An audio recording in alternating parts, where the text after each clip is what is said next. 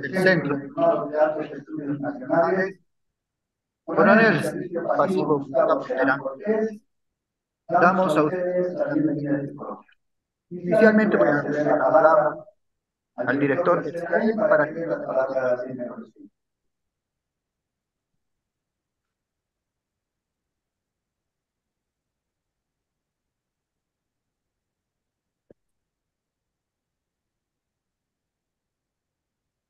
Muy buenos días, mi general Eugenio.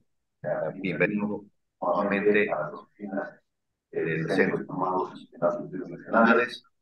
Distinguido señor coronel diplomado en Ingeniería Militar del Servicio Pasivo Carlos Montes, presidente de la Asociación de la Unión de Militares del Servicio Pasivo de la Ciudad de La Paz. Distinguido secretario general de División del Servicio Pasivo Jorge Blanco, presidente del Tribunal de Honor del Centro de Diplomados en las Estudios Nacionales. Distinguido señor general Antesana, vicepresidente del Centro de Diplomados de las Estudios Nacionales, distinguidos oficiales generales, almirantes, oficiales superiores, distinguida dama, distinguidos oficiales civiles que están presentes acá presencialmente en nuestras instalaciones, como también deseo expresar un saludo especial, fraterno y cordial a todos los señores oficiales generales, almirantes y oficiales superiores, comandantes civiles que están presentes en el auditorio virtual del Centro de Diplomados en Altos Estudios Nacionales. El director nacional del Centro de Diplomados en Altos Estudios Nacionales, dando continuidad a las actividades planificadas para la presente gestión, tiene la satisfacción y el honor de dar continuidad al ciclo de disertaciones, de conferencias y también de coloquios. Para hoy se ha organizado el presente coloquio denominado Análisis Político, Estratégico, Diplomático de la Guerra del Chaco, a fin de generar, promover y expresar ideas y opiniones relativas al análisis geopolítico y geoestratégico en el ámbito de la seguridad, defensa y desarrollo, en conformidad a lo que establecen los estatutos orgánicos de nuestra institución. El objeto del presente coloquio es de reflexionar acerca de la planificación estratégica nacional, que anteriormente había estado a cargo del señor general Víctor Genio. Y esto, mi general, es una continuidad a lo que usted había iniciado en el anterior coloquio, porque como resultado de todas las reflexiones que hagamos en el análisis a través de nuestros expositores, debemos concluir en cómo se encuentra la planificación estratégica nacional de la defensa hoy en día, analizando particularmente los éxitos o fracasos en la planificación estratégica para afrontar la guerra del Chaco. Es importante resaltar que el éxito de este coloquio está sustentado particularmente en la excelencia de nuestros expositores. Me refiero a mi general Luis Fernando Sánchez, al general Wilson Colodro y al coronel Claudio Pacheco. Pero también el éxito de este coloquio depende de la participación y de los aportes de el lujo que tenemos de participantes hoy en día, tanto de manera presencial en nuestras oficinas, como también veo rostros de historiadores y de oficiales dedicados al análisis geopolítico y estratégico que están presentes en nuestro auditorio virtual. Es por eso que conjuntamente el CEDAE podremos analizar en estas tres sesiones que iniciamos el día de hoy un análisis de la conducción estratégica de la campaña del Chaco y determinar, además, cómo influyó la diplomacia boliviana en el cese de hostilidades y posteriormente en la firma del Tratado de Paz con el Paraguay en 1938. De esa manera, doy por iniciado el presente coloquio y agradezco por su presencia y participación de todos y cada uno de ustedes. Muchas gracias. Agradecido, mi coronel. A continuación voy a dar lectura al currículum vitae de mi coronel, diplomado de Altos Estudios Nacionales, servicio pasivo Claudio Isaac Pacheco Pérez. Fecha de nacimiento, Oruro, 02 de junio de 1966. Egresó del Colegio Militar Ejército el año 1987 como subteniente de artillería. Formación académica. Un resumen de todo su currículum: licenciado en Ciencias y Artes Militares, magíster en Docencia en Educación Superior, magíster en Estrategia Nacional, magíster en Seguridad, Defensa y Desarrollo, diplomado en Derechos Humanos y Derecho Internacional Humanitario, Universidad Militar de Bogotá, Colombia. Diplomado en Inteligencia Estratégica Nacional, diplomado en Administración y Gestión de Centros Educativos, diplomado en Proyectos Educativos Sociales, diplomado en Investigación Científica y Educativa, diplomado en Planificación y Desarrollo de Competencias Profesionales en Educación Superior, diplomado en Geopolítica y Recursos Naturales en España, curso de Guerra Convencional y Conflictos Híbridos, curso de Relaciones Internacionales y Conflictos Armados, académico de número de la Academia Boliviana de la Historia Militar, docente de la Escuela Militar de Ingeniería. En ese sentido, voy a ceder la palestra a mi coronel Claudio Isaac Pacheco Pérez para que dé inicio a la presente. Por favor, coronel.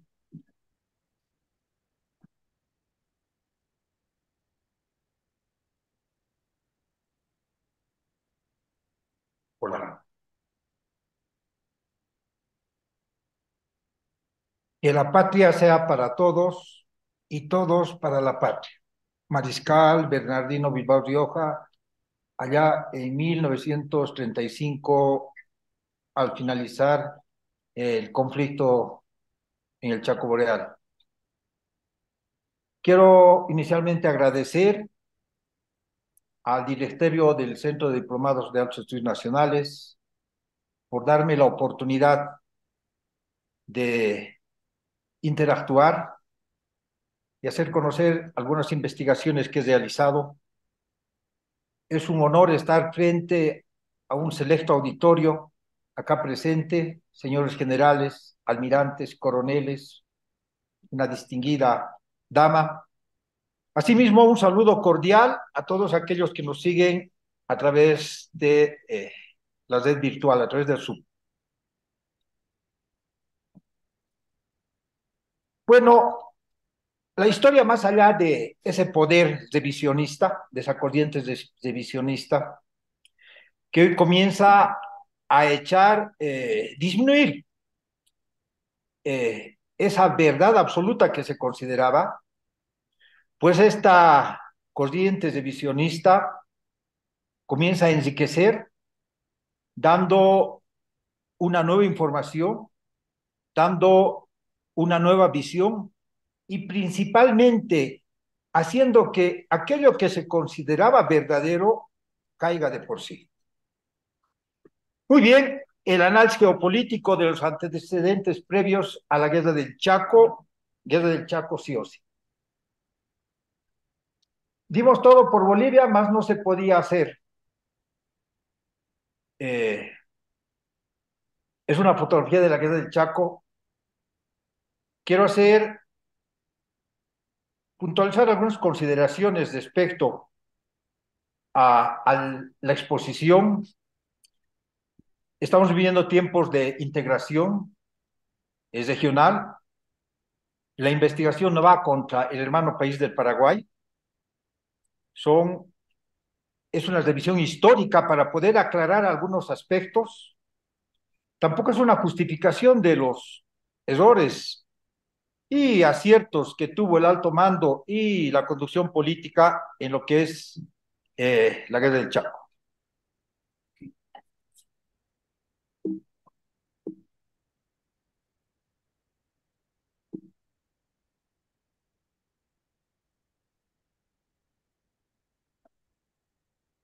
Muy bien, este es el temario.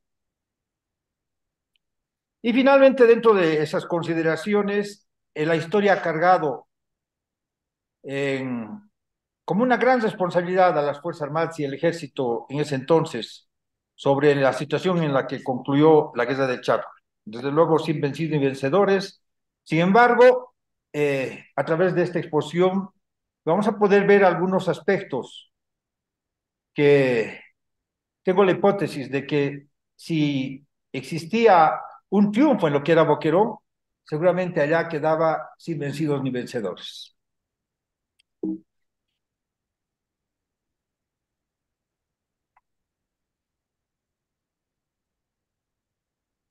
Muy bien, los pueblos no son los que deciden por las guerras, sino los arrastran sus gobiernos y a ellos sus clases burguesas. Cuando existe un conflicto, eh, la escalada de esa crisis y llega a un conflicto, la política internacional tiene dos soluciones, dos alternativas. Uno, una vía pacífica y la otra la guerra. La vía pacífica a través de la diplomacia, mediante las negociaciones, utilizando el instrumento en las relaciones internacionales, y la guerra como instrumento, el poder militar, a través de sus Fuerzas Armadas. Pero tanto con la diplomacia o las Fuerzas Armadas deben estar fortalecidas. Es decir, que mientras ese poder militar, si se ha optado la solución de esa controversia a través de la guerra, del conflicto, esa diplomacia tiene que seguir trabajando lo que ya había hecho antes a través de las relaciones internacionales. Es así que, recordando la frase de Clausewitz, nos dice la guerra es la continuación de la política por otros medios.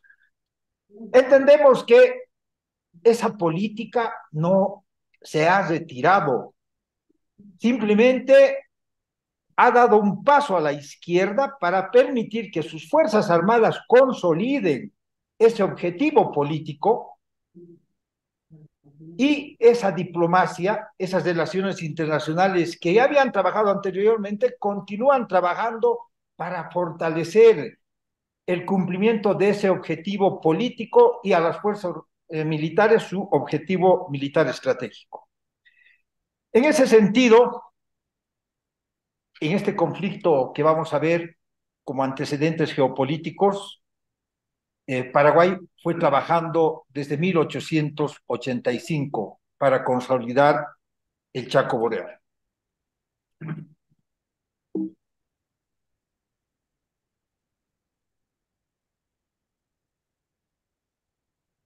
Muy bien,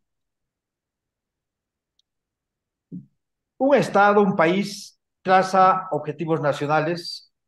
Esos objetivos nacionales son sus aspiraciones, sus intereses. Esos intereses, esas aspiraciones, consecuentemente llegan a establecerse en objetivos políticos. Esos objetivos políticos o de gobierno en situaciones de un conflicto internacional, tal el caso de la guerra del Chaco, fijó unos objetivos militares por las Fuerzas Armadas. Se fijaron los objetivos militares por las Fuerzas Armadas. Las Fuerzas Armadas cumplieron, sigue así,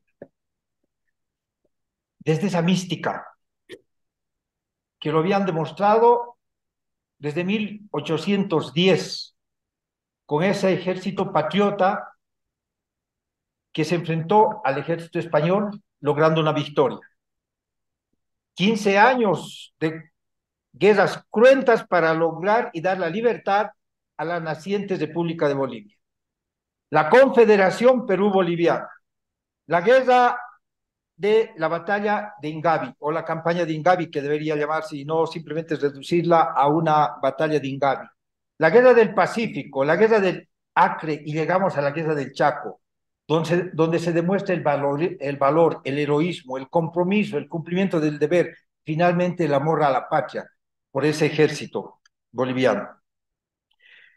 Y acá, justamente, estos objetivos nacionales, estos objetivos políticos, estos objetivos estratégicos militares, de por sí van a llegar a ser contrapuestos a objetivos de otros actores, en este caso del Paraguay,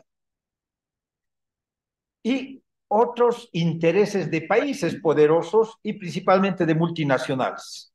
Es ahí donde se crean los conflictos geopolíticos. Vamos a ver de qué manera el mundo en ese entonces se encontraba principalmente con los intereses que se habían logrado y requería la segunda revolución industrial.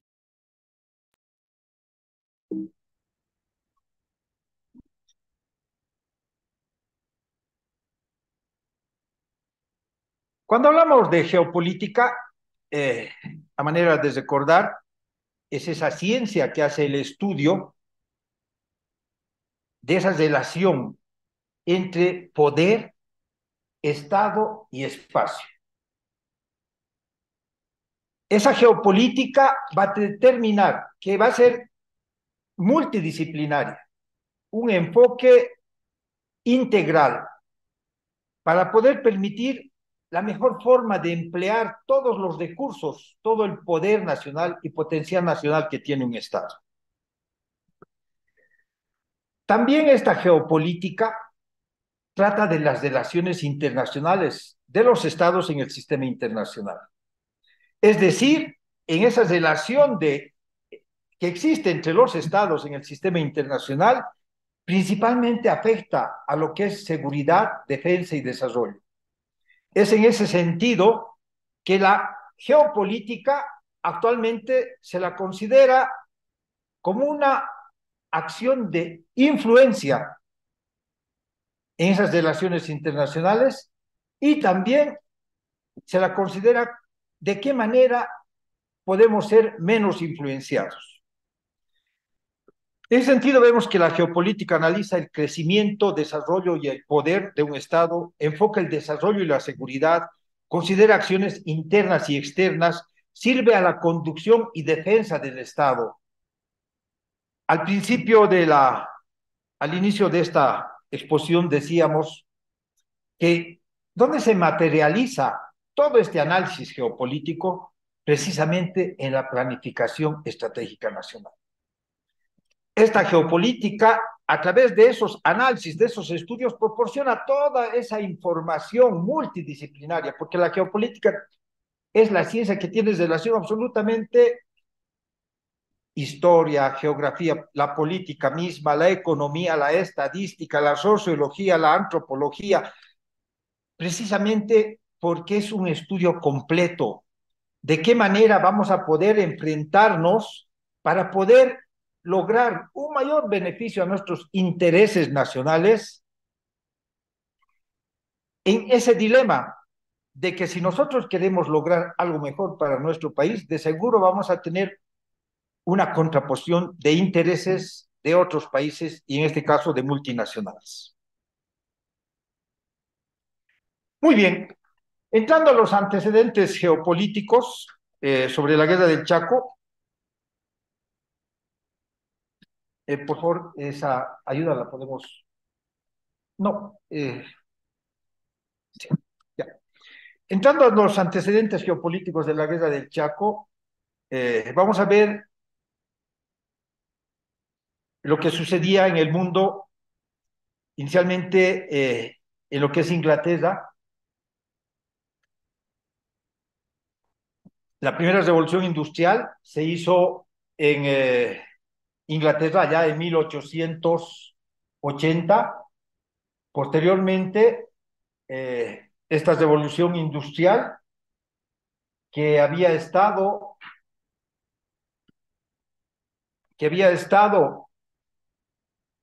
logrado que la expansión del capitalismo se haga no solamente a través de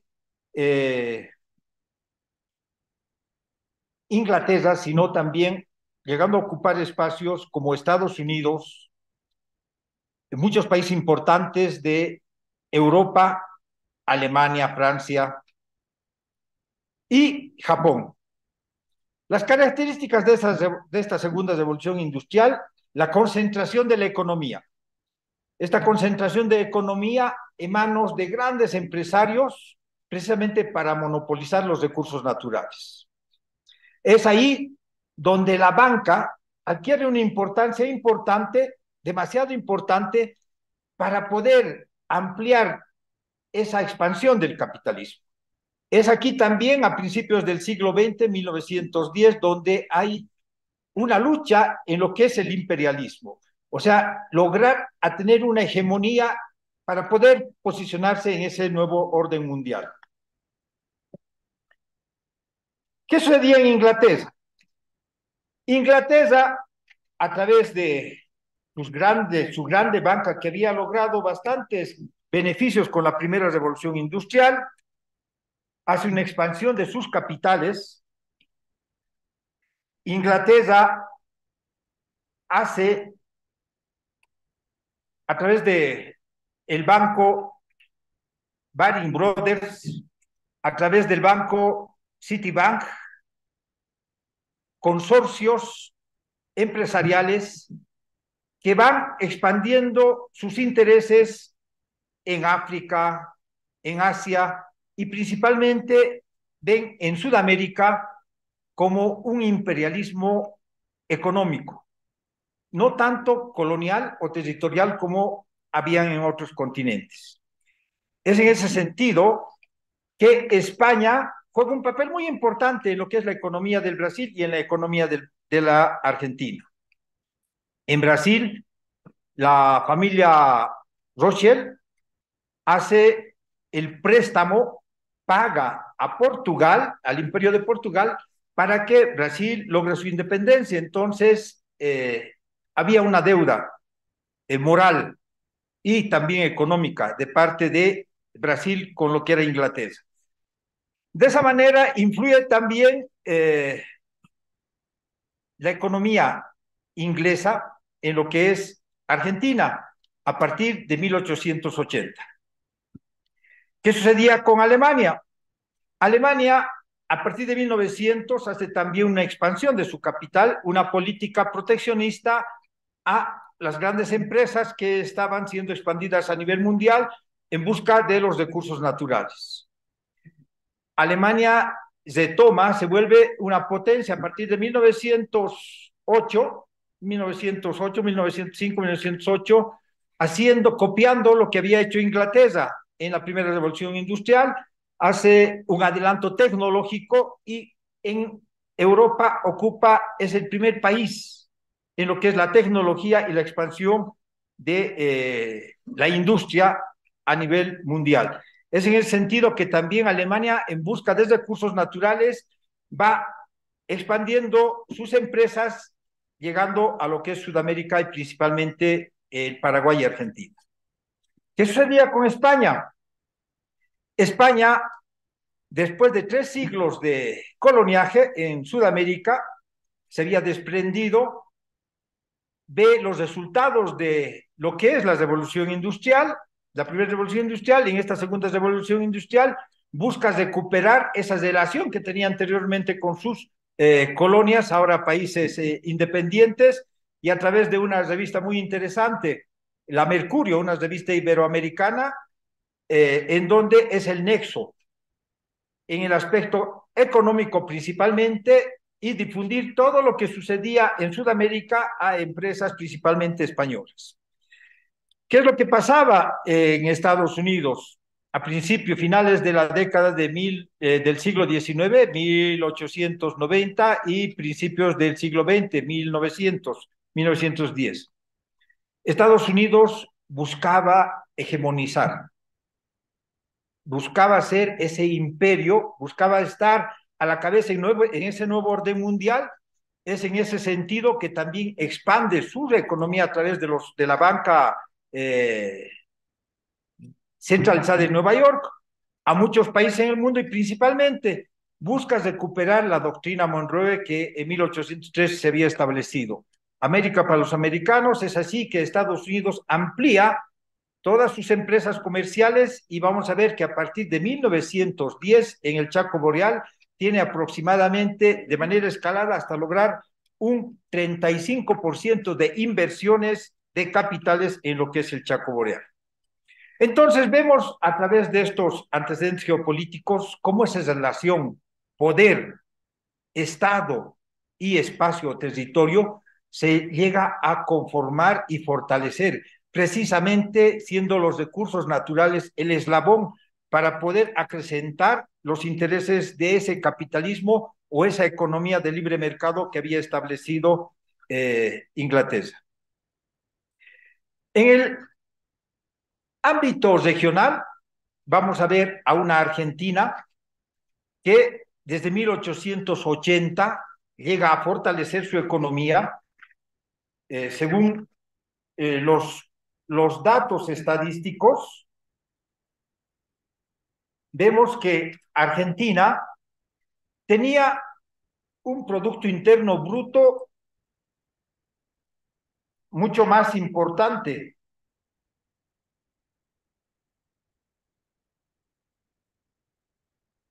que Alemania, Holanda y Bélgica en 1895.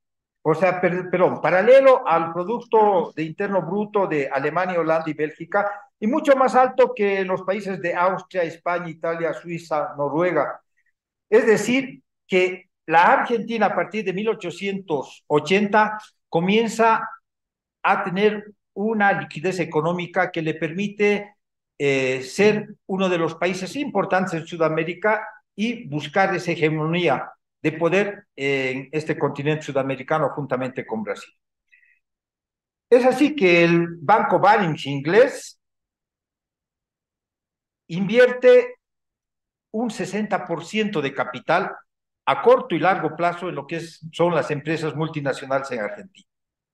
Asimismo, surge el consorcio South American Group, un sindicato bancario que hace los préstamos relativos para que las industrias, las empresas multinacionales, tanto en Argentina y Paraguay principalmente, lleguen a establecerse y hacer la explotación de todos los recursos naturales. ¿Qué es lo que pasaba también en el aspecto geopolítico con la Argentina? Argentina le convenía, tenía una alianza con el Paraguay en caso de un conflicto sudamericano entre Brasil y Argentina. Entonces Argentina buscó como aliado al Paraguay. Asimismo, Argentina vio que el Paraguay era un excelente país tapón a los intereses de expansión brasileña. ¿Qué pasaba de Argentina con Bolivia? Ya en 1883, Modesto Omiste con otro canciller argentino entablan y hacen una firma de un convenio para instalar una línea férrea que una Argentina con el sector de Yacuiba y posteriormente Santa Cruz. Esto se consolida en 1906. Argentina ve con Bolivia que le es muy útil para poder desarrollar todo ese su sector norte, Tucumán, Jujuy, Salta, que era un lugar poco desarrollado y permitía un crecimiento desde el punto de vista geopolítico interesante en esa región. ¿Qué es lo que sucedía con Brasil?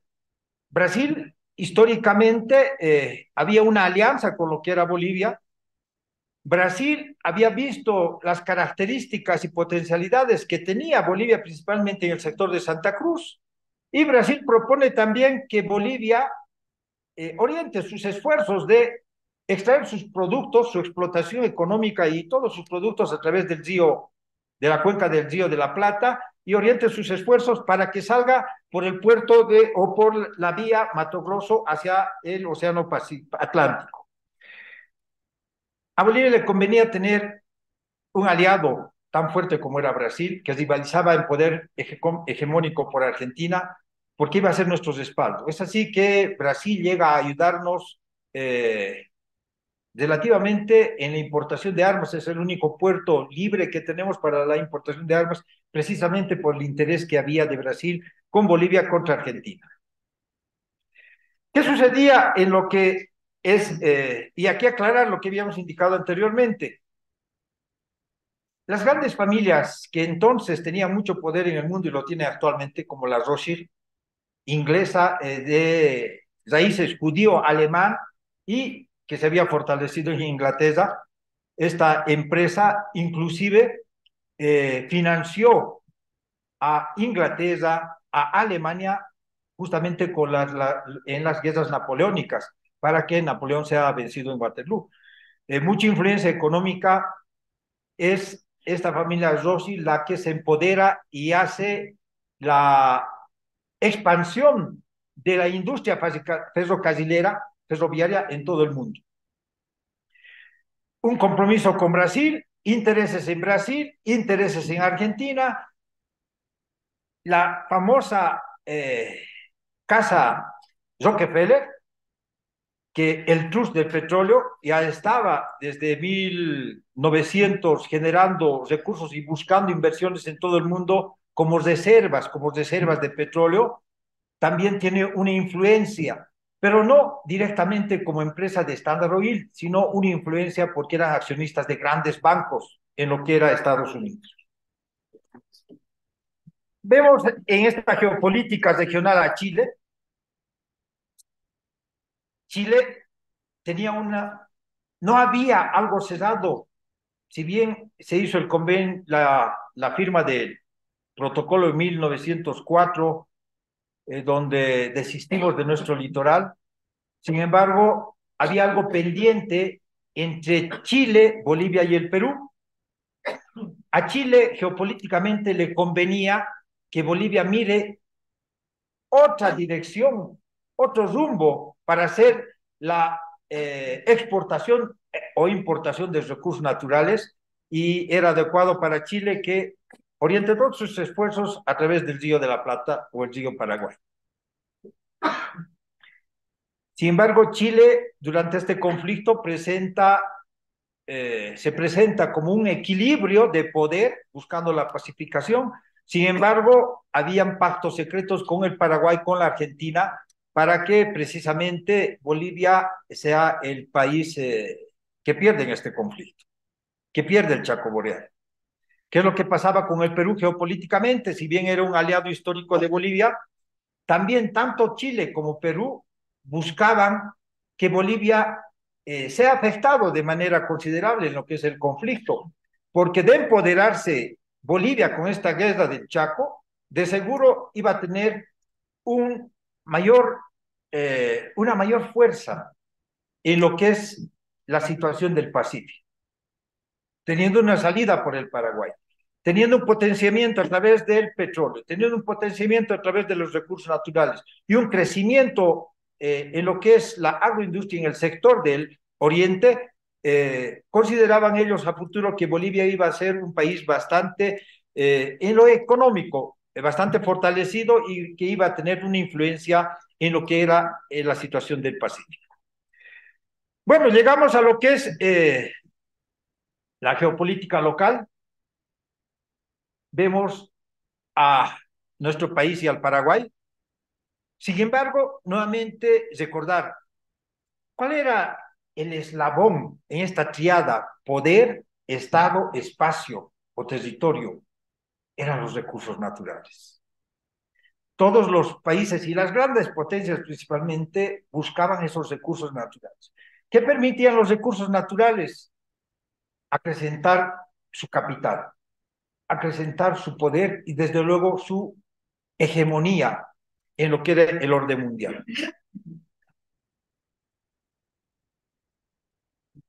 Muy bien, cuando hablamos de la geopolítica, habíamos dicho inicialmente que esa geopolítica es ese estudio para ver de qué manera en ese sistema internacional, en esa interrelación que hay entre estados, puede ser uno más favorecido que otro o lograr sus objetivos o sus intereses nacionales.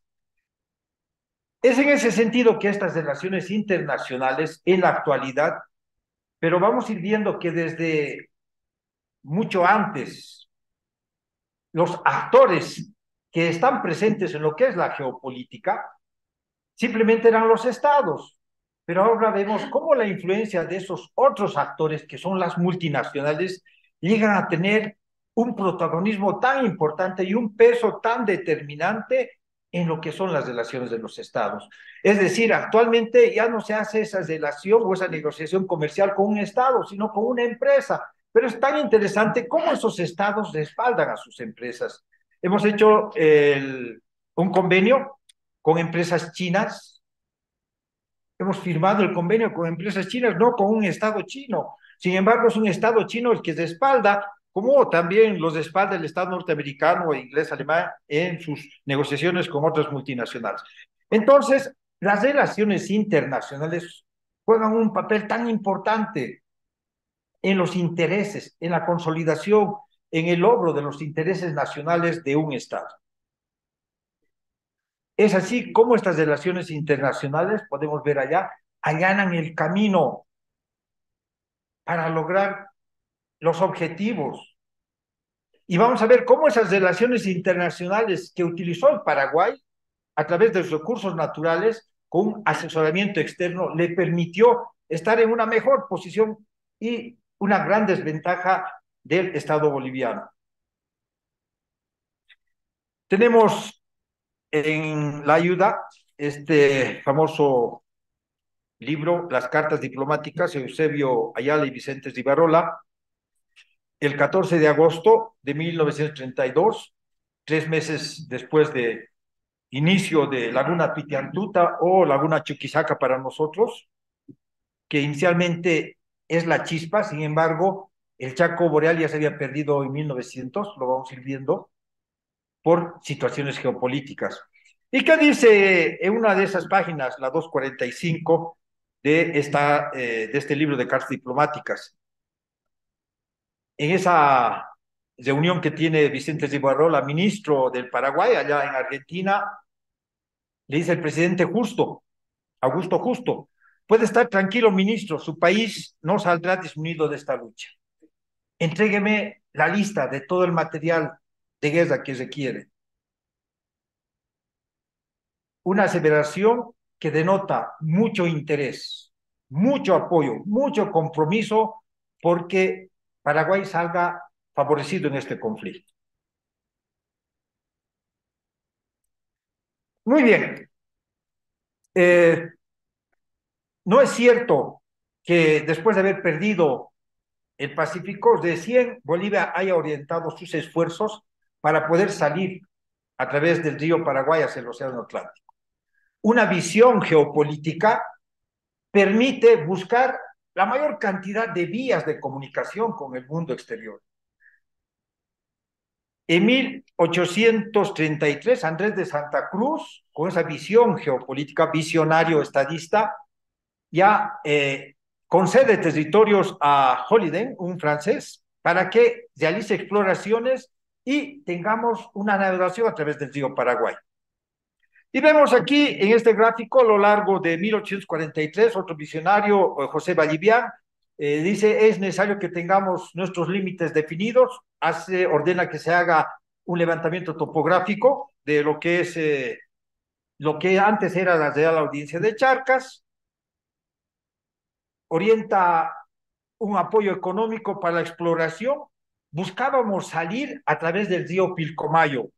Entonces, fíjense esa visión de decir: tenemos un río Paraguay para poder salir, pero también podemos lograr a través del río el río Pilcomayo, precisamente porque lo que existía en esta zona era en ese entonces poco explorado, el Chaco Boreal.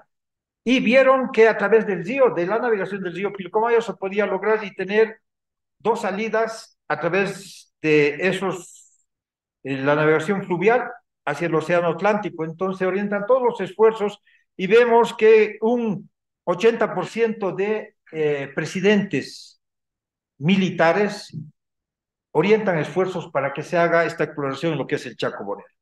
Y llegamos, una de las exploraciones más importantes fue la que realizó el doctor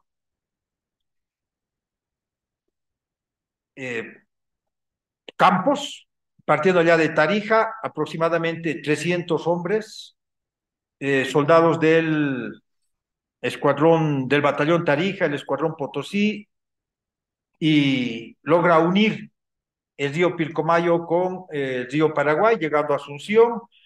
Uno de nuestros grandes exploradores también, el Enrique Alcoreza, Ángela Lloroba, que todas estas reconocimientos en el Chaco permiten utilizar estos planos en el conflicto ya durante la guerra misma.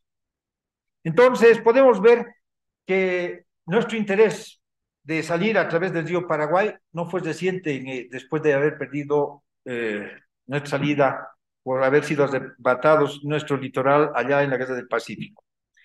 Muy bien, cuando hablamos de espacio vital, es ese territorio que necesita un país sí o sí para sobrevivir. Si bien antes se ocupaban esos espacios vitales a través de la ocupación militar, en la actualidad ese tipo de ocupación es a través de la economía. Sin embargo, siguen siendo los recursos naturales el elemento importante. Entonces, nuestra historia, el aspecto historiográfico, nos dice que hubieron tres causas, ¿no? Una de las primeras causas, los derechos territoriales. Nosotros tenemos nuestra justificación del uti possidetis juris, y ese es el motivo por el cual decimos somos dueños del Chaco Boreal. Existen cédulas reales que establecen que la tierra de Mansos, la tierra de Chávez, son parte de la Real Audiencia de Charcas. Paraguay también presenta, por su parte, en este conflicto diplomático de límites, cuando se independiza en 1811, dice, a mí me dieron que a partir de la capital de Asunción son 100 leguas y esas 100 leguas llegan hasta el Parapeti. Entonces acá podemos ver los cuatro tratados. En 1879, Quijazo de Cot, nos vamos a acordar de Cot, por favor, lo vamos a ver posteriormente, Tamayo Acebal, hasta llegar al tratado Pinilla Soler. Fíjense, en estos tratados podemos ver allá que no se toca un espacio vital. Dice Paraguay, podemos hablar de cómo nos vamos a dividir el Chaco Boreal, pero este espacio no se toca. Y vamos a ver por qué no se toca ese espacio vital. El tratado del 12 de enero de 1907 entre Pinilla Soler, allá en Buenos Aires, es el doctor Estanislao Ceballos, ministro de Relaciones Exteriores de Argentina, y él, como autoridad neutral, dice, considero que esto es lo más apropiado, y así no peleamos y solucionamos de manera pacífica. Desde mi punto de vista, posiblemente era lo ideal. Siempre hemos buscado una solución pacífica, una solución diplomática, pero la guerra ya se venía a venir. Paraguay se apoderó, de hecho, del Chaco Boreal en 1886. Y la guerra sí o sí se iba a realizar, pero menos desangramiento, menos crisis económica de la posguerra y tener una relación más armoniosa y no una cicatriz que aún nos queda. Sin embargo, fue el honor de ese ejército boliviano para ir a defender y pelear en ese infierno verde. Fíjense en este mapa de último tratado, la parte azul es la que no se toca, es de Paraguay. ¿Y por qué no se toca? Precisamente porque allí estaban las empresas multinacionales. Vemos en el gráfico de abajo los fortines. Esos fortines están alrededor, o es la parte exterior de este mapa, de este espacio azul, porque era el espacio que no se debía tocar, era el espacio vital. Si la guerra del Chaco fue vital para el Paraguay, porque había perdido ya la guerra de la Triple Alianza, para nosotros era una consolidación de nuestro territorio, y para ambos ejércitos, para ambos países, era defender el honor nacional, tanto para el Paraguay como para nuestro. Este ministro Estanislao Ceballos, en 1932, es el ministro de Hacienda y de la Argentina, y vemos por qué tanto interés en consolidar. La segunda causa que nos habla la historiografía es las comunicaciones. La geopolítica indica que las comunicaciones es el nervio, son los caminos que permiten alimentar ese headland, ese corazón, todo, y es la unión entre el corazón y el interlab, ese espacio geográfico. Entonces, todo país necesita una estructura vial fortalecida, porque a través de esas venas, de esas guías, va a llevar sus importaciones, sus exportaciones, sus productos. Nuestro Chaco Boreal, por la extensión de nuestro territorio, no tenía una política de Estado de hacer una colonización de manera efectiva. En 1820, vamos a ver, el gobierno boliviano contrata a colonizadores norteamericanos, menonitas, se establecen allá, en Caraparí, en el sector de Villamontes. No funciona precisamente porque el sector requería bastante agua. Pero Paraguay, ¿por qué logra éxitos con su colonización? Y lo vamos a ir viendo. Acá podemos ver el río Paraguay, que desde 1880 ha sido, desde 1500 para el Paraguay ha sido la ruta de conexión con el mundo externo a través del Pacífico. Entonces, era tan importante para el Paraguay y para la Argentina no permitir que haya un nuevo país que pueda ingresar en lo que es la navegación de este río, pese a que la normativa fluvial nos permitía. Entonces, ¿qué hace Paraguay? Una política de invitar a capitales extranjeros, ejercer la industria a nacionales extranjeros, dar confianza a la inversión y garantizar de esta manera la navegación a través del río Paraguay. Podemos ver ahí una fotografía que es el quebracho Colorado, explotado en 1906. Y vamos a ver para qué nos sirve este quebracho Colorado posteriormente y por qué se llama el oro rojo. Y finalmente, en la tercera causa, dentro de la geopolítica, los recursos naturales. Todos los países poderosos han logrado tener una sobreposición a través de recursos naturales en lo que es el orden mundial. El Imperio Español con la plata y el oro allá el siglo XVI, Inglaterra con el guano, el salitre y los minerales allá por el 1800. Posteriormente, la goma en la segunda revolución industrial, y en esta tercera revolución, y en esta guerra del Chaco, si bien se mencionaba que el petróleo fue una de las causas, esto fue desmentido, ya que el petróleo solo al finalizar fue un interés más fuerte de lo que significaba para el Paraguay. Sin embargo, personajes importantes en la economía y en el gobierno de Argentina, como el general Baldrich y Mosconi, que era el presidente de yacimientos petrolíferos fiscales en Argentina, sacan en sus conferencias, entrevistas, indicaban que el Chaco Boreal estaba nadando en petróleo. Entonces, un interés más que el Paraguay hace que pelee por no ceder este territorio, este espacio. La Standard Oil viene a principios de 1920, 1922, se hace la firma con este Standard Oil y el Estado boliviano. El Estado boliviano le proporciona el monopolio de la exploración del petróleo. Hay un compromiso que en 2 años se debe hacer ya la explotación. Sin embargo, entre 1924 y 1929, el Standard Oil hace 21 perforaciones en todo lo que es Bolivia, 11 en Tarija, 4 en el Gran Chaco, en 2 se encuentran petróleo, 8 en Santa Cruz, 2 en Chuquisaca, y en conclusión, de los 21 pozos perforados, solo en 9 encuentran petróleo. Y la Standard Oil dice que no es un petróleo de buena densidad, no es muy importante. Sin embargo, la idea del Standard Oil no era explotar en ese momento el petróleo que había encontrado en Bolivia, sino tenerlo como reserva, porque estaba buscando y tenía grandes, había encontrado reservas y explotado el petróleo en México. Entonces no había mucho interés en la explotación del petróleo en Bolivia. Bueno, acá quiero hacer mención importante y recordar sobre un hecho de 1928, Fortín Vanguardia, donde ya se desenlaza y el inicio del conflicto.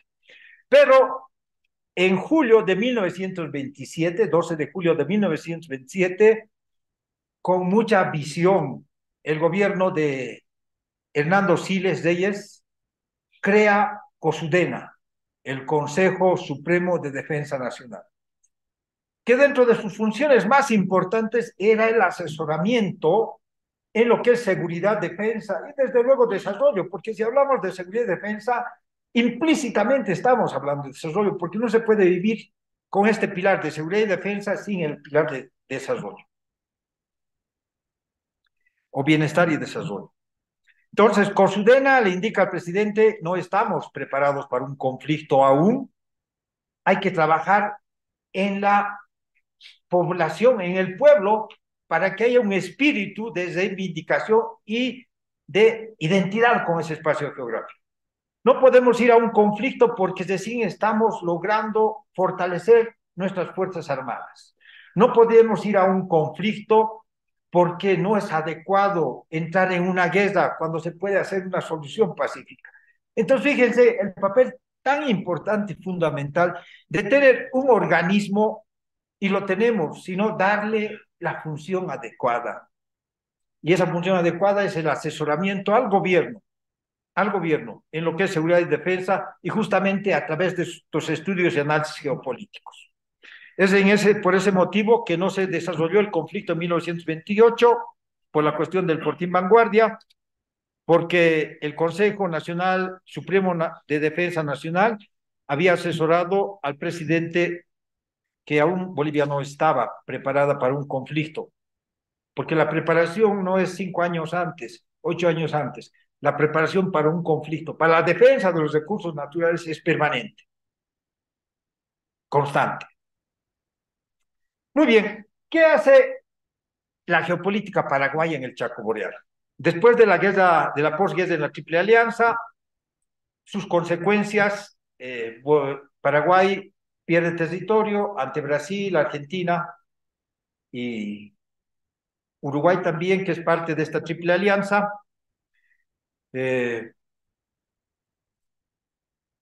Abraham Koenig, cuando en 1904 nuestros representantes diplomáticos le dicen que es necesario que nos devuelvan el litoral, y le dicen, no nos vamos a devolver porque sabemos que vale mucho y la victoria da derechos.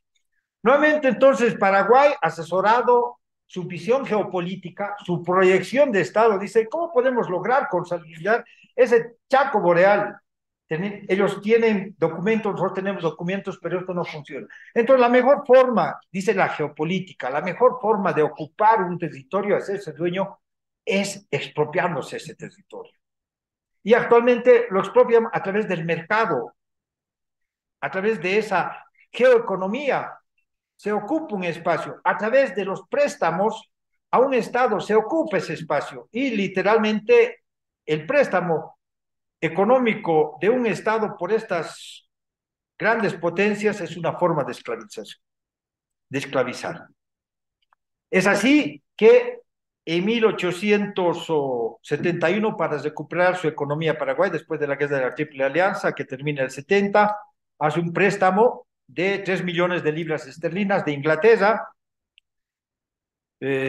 Solo los intereses de estos préstamos son bastante elevados, y en 1883 el presidente Bernardino Caballero, asesorado por Segundo de Caux, ¿no? Es el primer ministro plenipotenciario que hace el primer tratado, Quijazo de Caux, 1879, y de Caux le asesora y le dice, ¿por qué no vendemos? Tenemos tantas tierras.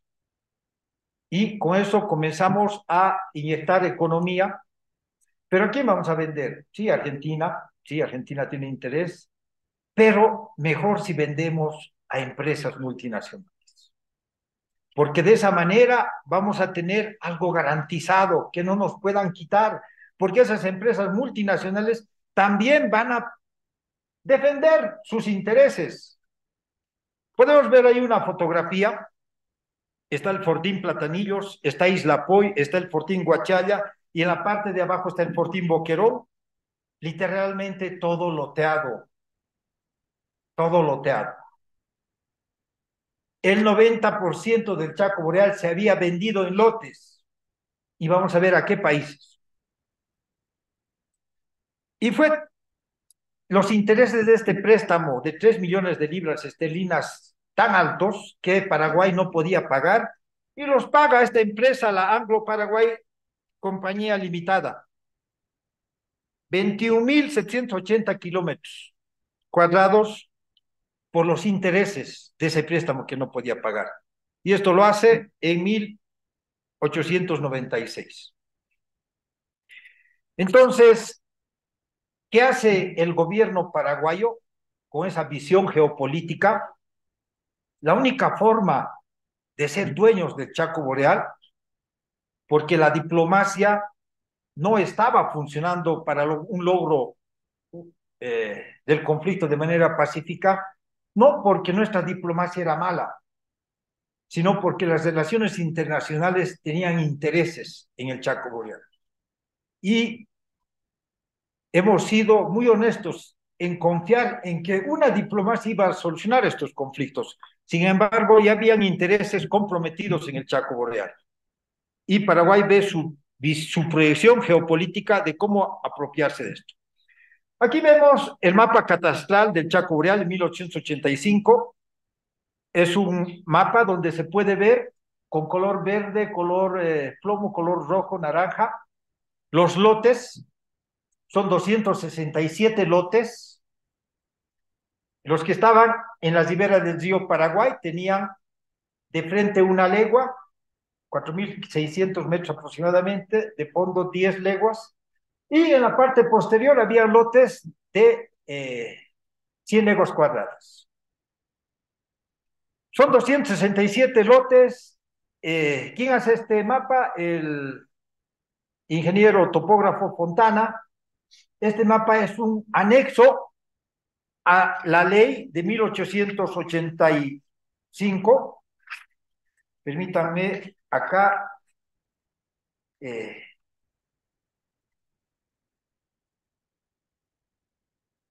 las leyes respectivas que se establecen. 1882, una ley que permite la privatización de las tierras por parte del Estado, quitándolos a los pobladores.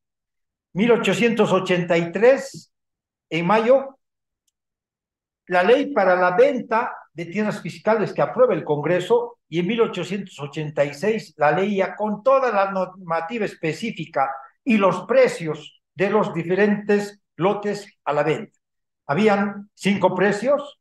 Los mejores precios estaban en el Chaco Oriental, que era netamente Paraguay, el Chaco Boreal, llamado también por ellos Chaco Occidental.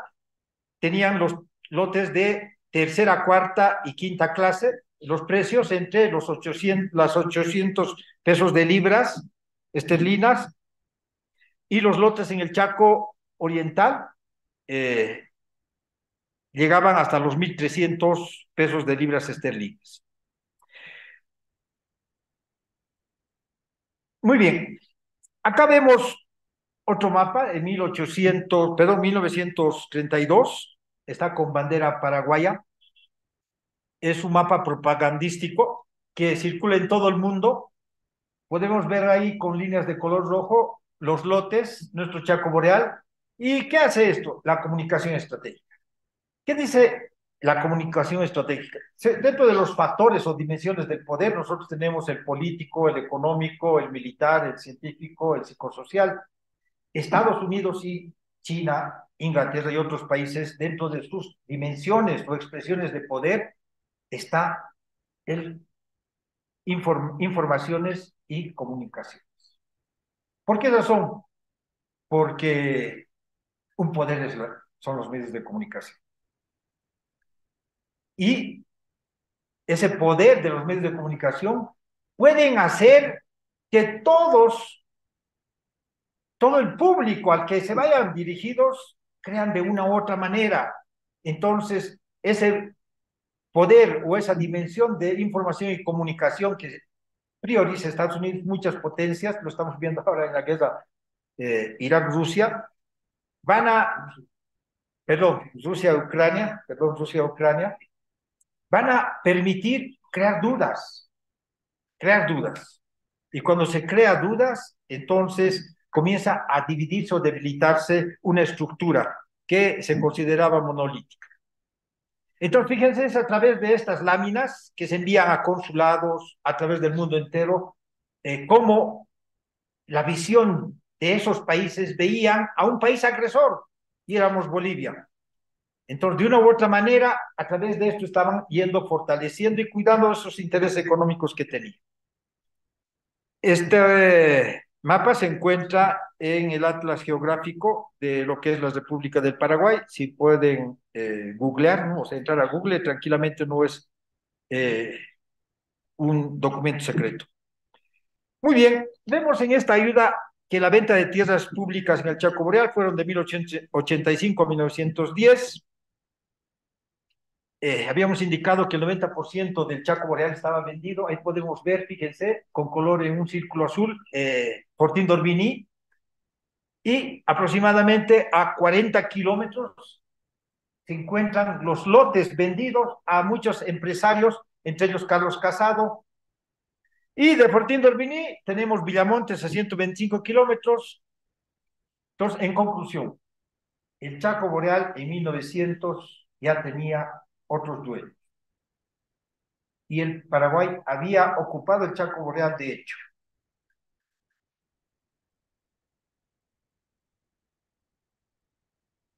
¿Cuál ha sido la estrategia de ocupación? Cuando hablamos de geopolítica y cuando hablamos de estrategia, entonces vemos que esa estrategia tiene que tener esa relación entre fines, medios y formas.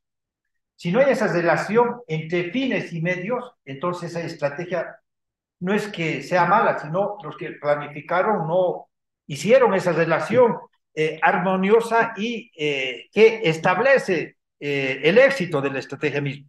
Entonces, ¿qué hace el Chaco? El Chaco, en 1921, el Congreso aprueba colonizar el Chaco, hacen leyes, hacen normas para invitar a menonitas alemanes, menonitas canadienses, menonitas norteamericanos. Llegan las colonias menonitas en 1927, fíjense, a 5 años, 5 años antes de la guerra del Chaco. La colonia Fermín se crea en 1930, Filadelfia en 1932. Ocupan la parte final de Puntas Rieles, 145 kilómetros, es la vía férrea construida por Carlos Casado. ¿Y por qué a los menonitas para poder colonizar el Chaco? Porque los menonitas, igual que los musulmanes pueden matar por su religión. Los menonitas pueden morir trabajando. Entonces, la mejor forma de poder permitir que el Chaco comience a florecer es a través de justamente estas estrategias que utilizó el Paraguay para poder colonizar el Chaco Boreal. Es interesante, el coronel Fernández, comandante de la primera división del ejército paraguayo, escribe 6 tomos, al igual que Aquiles Vergara, escribe 7 tomos sobre la guerra del Chaco. En su tomo número 1, llamado Boquerón, dice la concentración de la División 1 y parte de la División 2 en Villa Poy, Isla Poy, en Villa Militar. Dice, para defender, con miras a defender las colonias. Fíjense en su orden de operaciones, con miras a defender las colonias menonitas. Y nuestro objetivo principal, la ofensiva dirección Boquerón-Arce. Entonces, ¿cómo de importante para el Paraguay durante la guerra del Chaco poder consolidar y permitir que continúe esa producción sin interferencia? Por eso les decía, si ganábamos el Boquerón, que moralmente lo hemos ganado, nuestros defensores mostraron al mundo entero la fortaleza del soldado boliviano, posiblemente allá terminaba el conflicto sin vencidos ni vencedores. Muy bien, en 1889-1911, los puertos de empresas transnacionales en el Chaco Boreal, Puerto Medaños, Palmar Chica, de empresas inglesas de empresas norteamericanas, de empresas alemanas, de empresas italianas, de empresas francesas, de empresas argentinas. Fueron ellos los que compraron los lotes en el Chaco Boreal. ¿Y por qué puertos? Porque la explotación, la extracción de los recursos naturales era bastante fluido. Por esa razón se construyeron 472 kilómetros de ferrocarriles desde el río Paraguay hacia el interior. 145 de estos 472 kilómetros de Carlos Casado.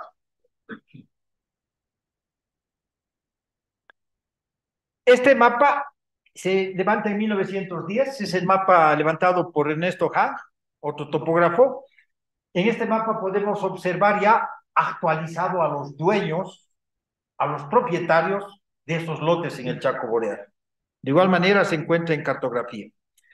Muy bien, siguiendo con esa comunicación estratégica, Paraguay muy bien asesorado por Argentina y seguramente asesores extranjeros para poder defender los intereses de esas multinacionales, transnacionales que estaban explotando en el Chaco Boreal recursos naturales. Otro mapa en 1932 se lanza a todo el mundo. Podemos ver ahí los diferentes lotes o cómo está dividido el Chaco Boreal a través de los lotes vendidos a estas empresas transnacionales. Y en la parte superior hay una forma de aclaración para que el mundo entero sepa y dice, del Chaco Boreal se exporta 110,000 toneladas de tanino. Vamos a ver para qué es el tanino, que significa el cuarto de producción mundial. Pero estamos hablando de 1912, fíjense, 2 años antes de la guerra mundial, de la Primera Guerra Mundial. Se han invertido capitales aproximadamente de 835 millones de dólares a la fecha. Entonces, ¿qué entendía el mundo? ¿Cuál es el mensaje que se mandaba al mundo? Que ese Chaco Boreal era paraguayo. Y no decían, sino desde mucho antes, razón por la cual Paraguay había tomado la decisión de vender tierras públicas a muchos países y principalmente empresas multinacionales. Acá podemos ver, cuando hablamos de geopolíticas de recursos naturales, los recursos naturales estratégicos son aquellos que le dan bastante poder a un país. Actualmente, cuando hablamos de recursos naturales estratégicos, Estados Unidos, China, consideran dentro de su seguridad nacional el tener la mayor cantidad de reservas y apropiarse de la mayor cantidad de recursos, tierras raras y entre ellos también el litio.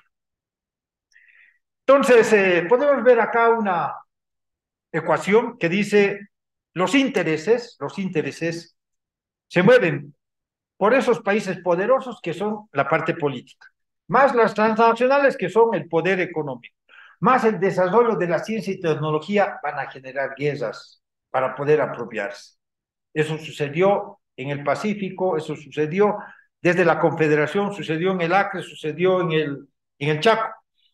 Puedes ver una fotografía, ahí está remarcado en 1899, 33 años antes de la guerra del Chaco. Dice 5 embarcaciones cargando simultáneamente los recursos naturales, ¿no? Quebracho Colorado, carne. Bueno, uno de los hombres más actores importantes en lo que es la política y la economía paraguaya-argentina fue Carlos Casado. Carlos Casado lo llamaron el emperador del Chaco, 3,000 leguas cuadradas en la bolsa de valores. Muchos pensaban que era una equivocación porque nadie era dueño de esa cantidad de espacio. Aproximadamente la cantidad de lotes que compra Carlos Casado es como la superficie actual de Oruro. Los compra a 0,70 centavos y los vende a 11 pesos. Genera mucho capital.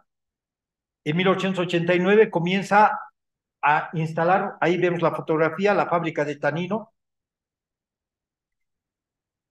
Casi el 13,5% del territorio del Chaco Boreal es dueño de Carlos Casado. Podemos ver acá en el lado derecho un mapa donde se encuentran los nombres de los propietarios. Este mapa ya es de 1908. Vemos a Carlos Casado en recuadro en la parte de abajo. ¿Se acuerdan del ministro Estanislao Ceballos? En la parte de abajo en recuadro está Estanislao Ceballos con 80 leguas cuadradas de lote. Y vamos a ver quiénes más eran dueños. Entonces vemos cómo este Chaco Boreal había tenido a personas influyentes muy poderosas en la economía de Argentina y del Paraguay.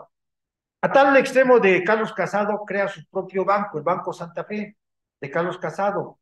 Cuando hay un banco detrás de un negocio, precisamente porque hay mucha plata que respaldar. Muy bien, este cuadro es un resumen de las empresas que se encontraban explotando recursos naturales en el Chaco Boreal. Podemos ver Carlos Casado en 1886, su capital argentino, su actividad del tanino. ¿Qué es el tanino? Es el ácido que se extrae del quebracho colorado. Se hace calentar, se corta la tabla, se hace calentar y de ahí comienza a salir un extracto. Y ese extracto se llama el tanino. ¿Y por qué el tanino tan importante? Este tanino se descubre más o menos en 1886. La industrialización exige el tanino porque el tanino servía para curtir el cuero, para flexibilizar el cuero, para hacerlo más resistente a las condiciones meteorológicas. ¿Y por qué resistencia al cuero, flexibilizando? Primera Guerra Mundial. Primera Guerra Mundial. El tanino se llevó del Chaco Boreal, Estados Unidos, Europa, Inglaterra, Francia, Italia, Alemania. España fabricaba botas para el ejército francés, para el ejército alemán, porque España era neutral durante este conflicto. En la Primera Guerra Mundial, también lo fue en la Segunda. Y Estados Unidos se llevaba el quebracho colorado del Chaco Boreal. Y el único lugar donde existía el quebracho colorado en el mundo era el Chaco boliviano, el Chaco argentino y el Chaco paraguayo. Habían varios árboles que también, de los cuales se extraía tanino, pero el quebracho colorado era ideal. Por eso en ese entonces la industria del cuero, la industria mundial había denominado al quebracho colorado el oro rojo.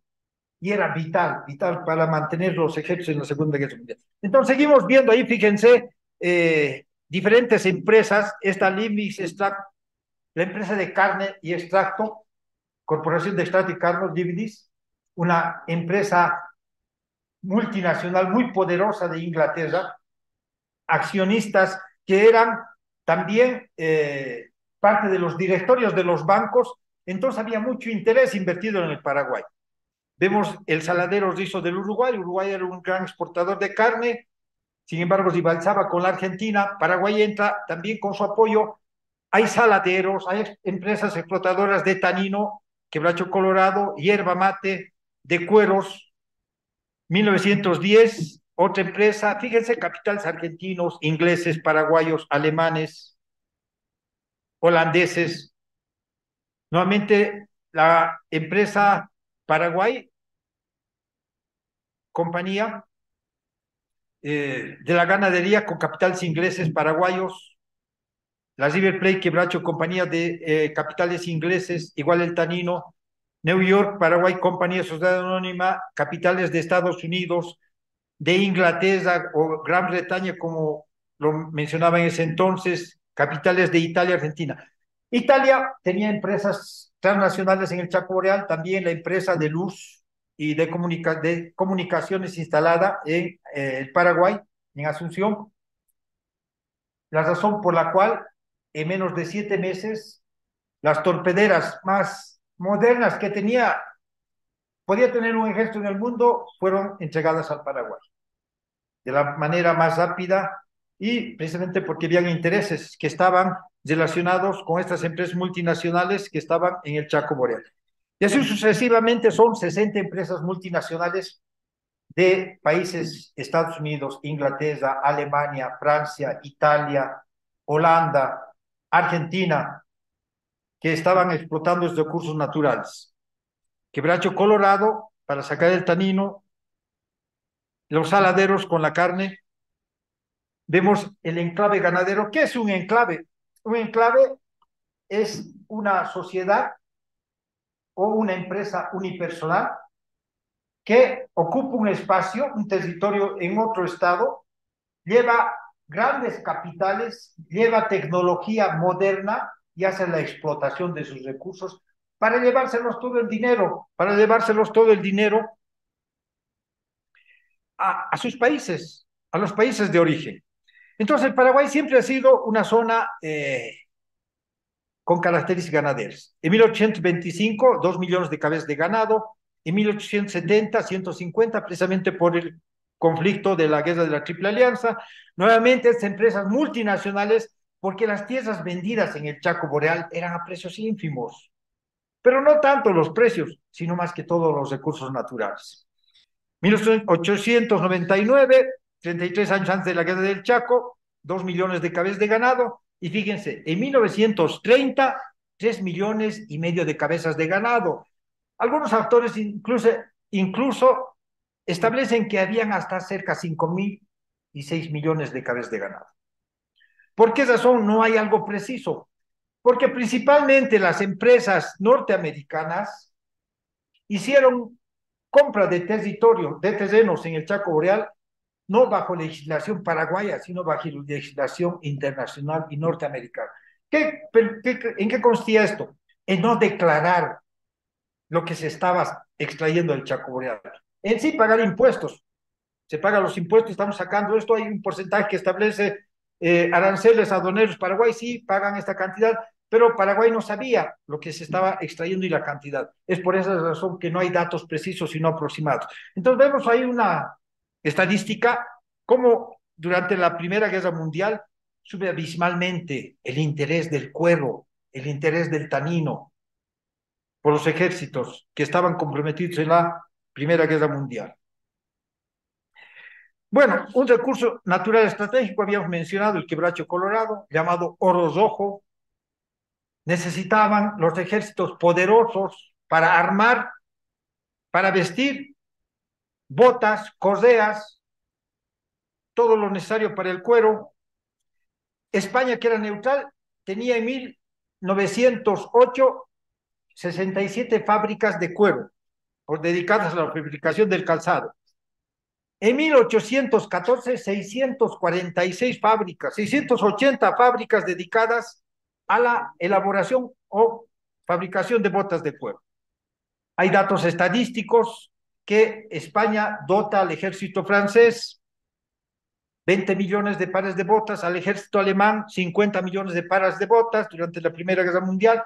Estados Unidos e Inglaterra se abastecen de las empresas que tenían el Chaco Boreal. Ahí tenemos una fotografía de la fábrica Coruña fabricando las botas respectivas. Otra estadística de cómo el mundo requería este recurso, esta materia prima para la fabricación de botas. Ya que en este cuadro podemos ver en síntesis las empresas tanineras encargadas del tanino, ¿y dónde vendían? Ahí vemos a Carlos Casado, en 1890 vende a España, Inglaterra, Estados Unidos, 7.000 toneladas de producción al año. Campos Quebrachales, en 1905 vende a Francia, Alemania, Inglaterra, Rusia, Italia, Austria, Hungría. Quebrachos fusionados a Europa, Estados Unidos. Las empresas norteamericanas llevan esta materia prima hasta Estados Unidos. No hay datos, como les había establecido, precisamente porque no se declaran. Y cómo el tanino era apetecido y era ese recurso estratégico, ese recurso natural estratégico. Y seguimos con los recursos naturales. Vemos que el algodón, fíjense, en 1923 el presidente Eligio Ayala dice, en 1914 hemos exportado 230 toneladas. Y entre el 24 y 28 hemos llegado a pasar las 1.640 toneladas. Fíjense, 7 veces más. Entonces el Chaco Boreal era una zona donde se estaba empresas multinacionales con mucho interés mucha inversión de capitales extranjeros y desde luego estos capitales de interés tenían que ser cuidados. Ahí podemos ver en, en ese gráfico, en la parte de abajo, cómo durante los años que dura la guerra del Chaco, no disminuye la explotación, la producción del algodón, porque eran intereses de estas empresas para que esto no se interfiera.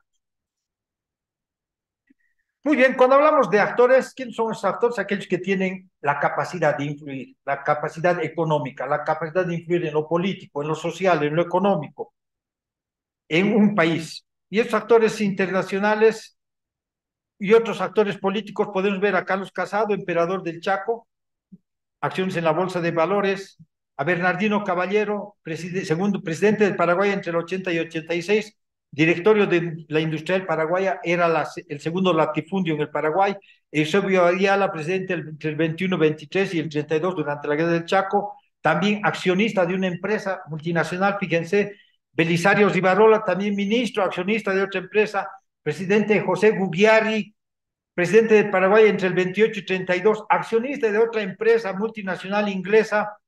Podemos ver al presidente Agustín Justo, dueño de lotes 100 hectáreas en el Chaco Boreal. Carlos Saavedra Lamas, que fue un actor influyente en la pacificación del conflicto, fue premiado Nobel de la Paz. Abogado de Carlos Casado, ministro de Agustín Justo. La hermana de Agustín Justo se casa con el hijo mayor de Carlos Casado, entonces una relación de poder para mantener esos intereses protegidos en el Chaco. En 1998 el Partido Liberal se hace cargo del gobierno de manera abierta, declara todo su apoyo al imperialismo yanqui y al imperialismo inglés. Entre estas empresas beneficia la importación de productos, baja aranceles a estas empresas. La International Product Corporation es la que actualmente es una de las 4 empresas mundiales que maneja diferentes empresas multinacionales de productos en el mundo. Fíjense, ya en 1918, que se encuentra ya en el Chaco Boreal, continúa con el poder actual. El Chaco Boreal vale oro, sí valía oro. La Industrial Paraguaya, fíjense, de su capital invertido en 1906, recupera el 44% solo en un año de todo su capital invertido. La empresa Mijanovic es una empresa fluvial, tenía 430 embarcaciones, 77 remolques, era la que monopolizaba el comercio, sacando todos los productos del Chaco Boreal hacia los puertos de Buenos Aires, de Argentina, para llevar al mundo, a todo el mundo, los productos. Y la explotación ganadera en 1910 faenaba 1.000 cabezas de ganado. En 1917, 60.000 cabezas de ganado. Estamos hablando de 15 años antes de la guerra del Chaco. Mucho interés. Es acá en el Chaco Boreal donde se instalan los 3 saladeros o enlatadores de carne. Primera Guerra Mundial. 2 ingleses y 1 norteamericano. En defensa de nuestra patria, sabíamos que todo esto estaba sucediendo en el Chaco Boreal, sí, lo sabíamos. Información de Leocadio Trigo, delegado del Gran Chaco, ahí está un libro donde dice, hey, hay empresas multinacionales, perforaremos pozos, mandan cotizaciones, haremos perforadoras de pozos, a leña, aquí hay el combustible. Luis Guachaya, que estaba de ministro en el Paraguay, manda información, dice, hay empresas multinacionales. Bilbao Rioja dice, se están acá concentrando, buscaremos la pacificación, pero no se podía lograr la pacificación. No había una solución diplomática, porque el Chaco Boreal sí había sido ocupado ya por el Paraguay. Defendimos nuestra soberanía, fuimos un ejército a cumplir con el deber. El Chaco Boreal ya estaba perdido. Tuvimos la mejor aviación. ¿Por qué no se empleó? Justamente porque Argentina nos dijo un bombardeo más, porque murieron 3 trabajadores argentinos y las relaciones nuestras se van a distanciar.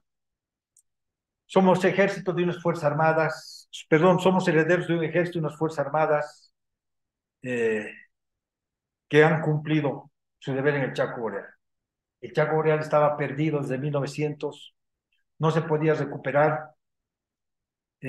Sabemos nosotros que ni la mejor conducción militar no hubiera logrado ocupar y recuperar el Chaco Boreal, porque el Chaco Boreal tenía dueños. Hemos cometido errores, sí, los hemos cometido en la conducción militar, también en la conducción política. Sin embargo, el Chaco Boreal ya estaba perdido. Bueno, a esos 32.000 cruces blancas que se han quedado en el Chaco y a los que han vuelto con vida incapacitados, a los que ya no están entre nosotros, que defendieron y pelearon por el honor boliviano y por defender el petróleo. Han luchado contra 10 enemigos, contra intereses transnacionales de países poderosos y de transnacionales. Somos un ejército que nació antes que la patria, unas fuerzas armadas a las que le deben mucho porque ese petróleo, esa zona gasífera, la hemos recuperado. Paraguay estaba a 30 kilómetros y los intereses de estas empresas transnacionales y de la Argentina eran bastante fuertes, pero ese ejército en el Chaco, a la cabeza de Bernardino Bilbao Rioja, dijeron no pasará y no pasaron. Agradecido por haberme permitido hacer conocer y bueno, atento en caso de que haya más preguntas y sesiones.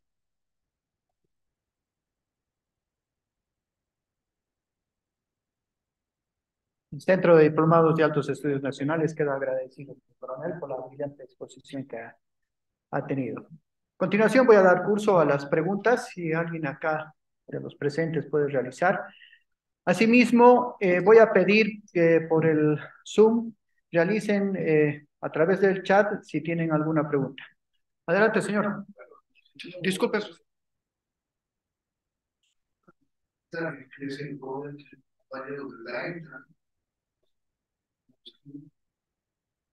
Todo esto que tendrá en Paraguay para la gente.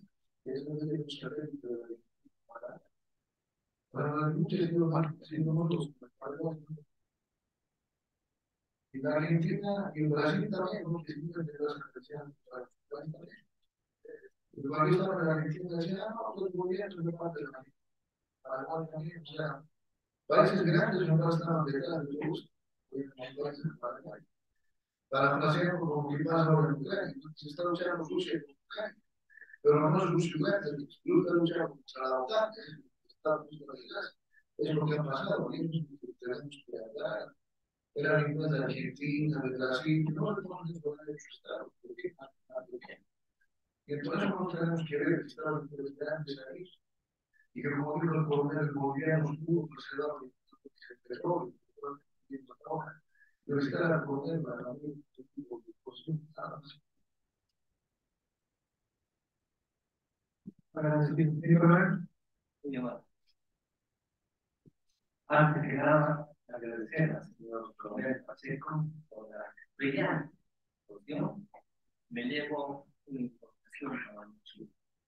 Bueno, en lo que respecta a la guerra del Chaco, tampoco tuviésemos olvidado del último partido. Él colectó el 50% de la guerra del Chaco. Él compró los bomberos stock, los bomberos grandes, ¿no? El campo vía, que estaba comandado por el coronel Carlos Sánchez, el coronel González King, se perdió gran material de guerra.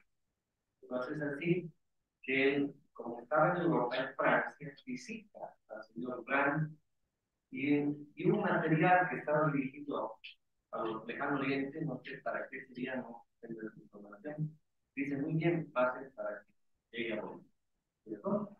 Y como había dicho, el gobierno de Bolivia realmente criticó muchas vidas, y por eso tenemos ahora el petróleo, que les sirve a los desgraciados políticos como que tenemos hoy en día. El DHT, es decir, igual se fue, ¿cierto?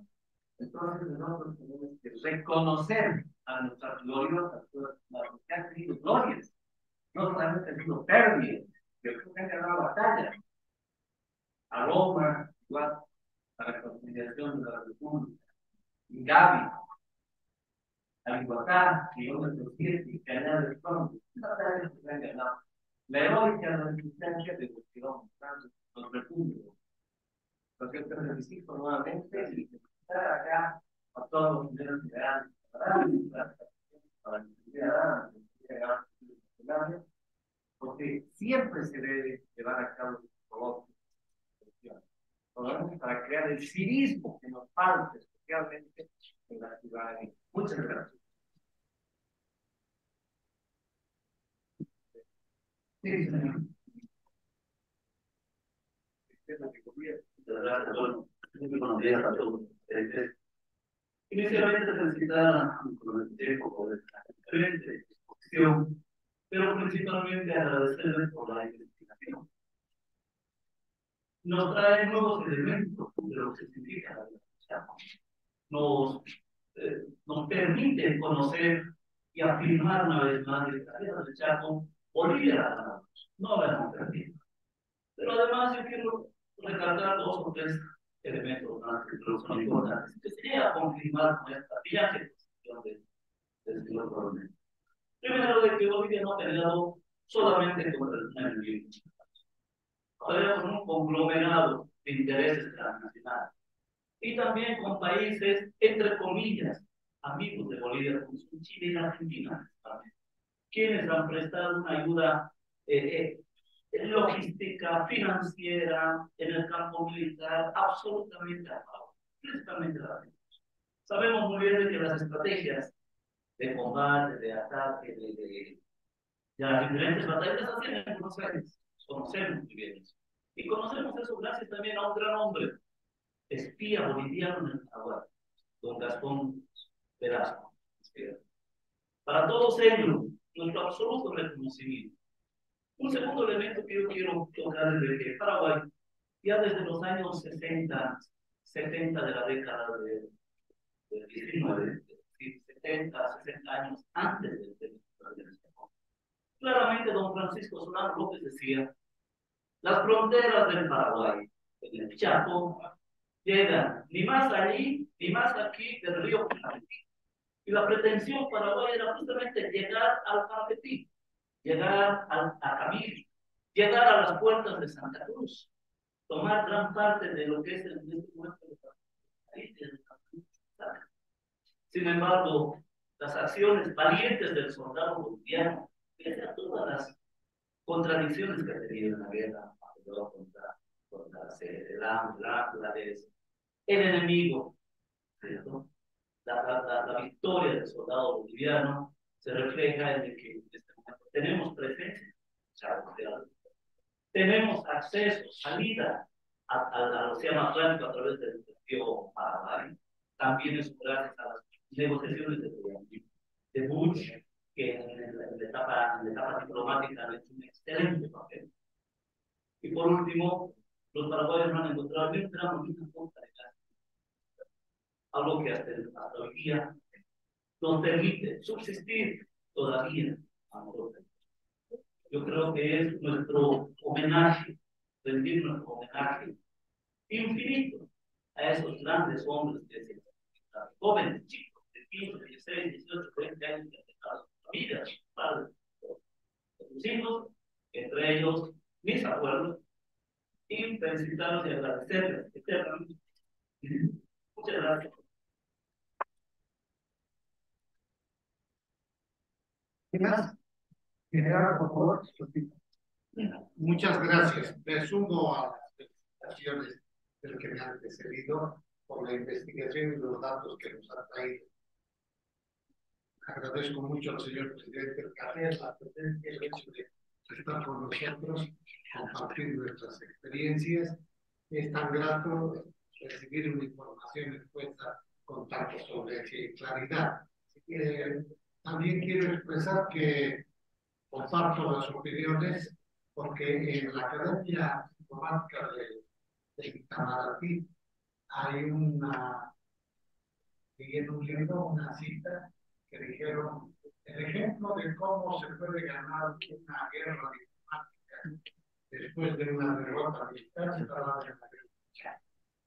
El ejército boliviano con 6 o 8 kilómetros de la controversia del Paraguay, el agotamiento de el ejército paraguayo demuestran que habíamos ganado con la guerra de Chaco.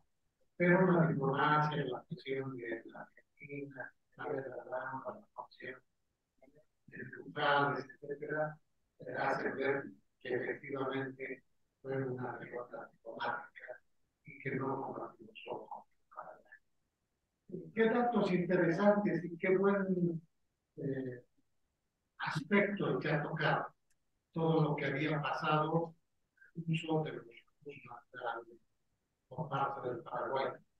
No recuerdo el año, pero el Paraguay levantó un catastro a través de un grupo, Van der Leyen, donde tiene ese dato, para que puedan tomar conciencia de por qué deberían haber peleado, haber hecho tantas alianzas estratégicas contra Bolivia, y esa debe ser una enseñanza para nosotros.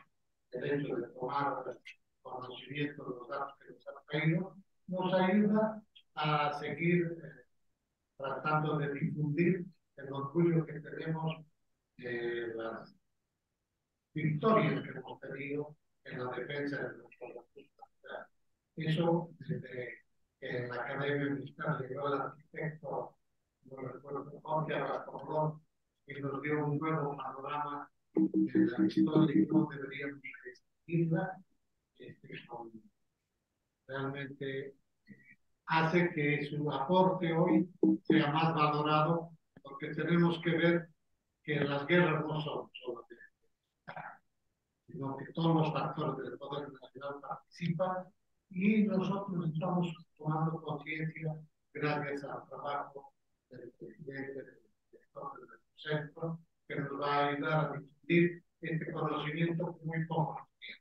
Muchas gracias, señor presidente, y muchas gracias, señor.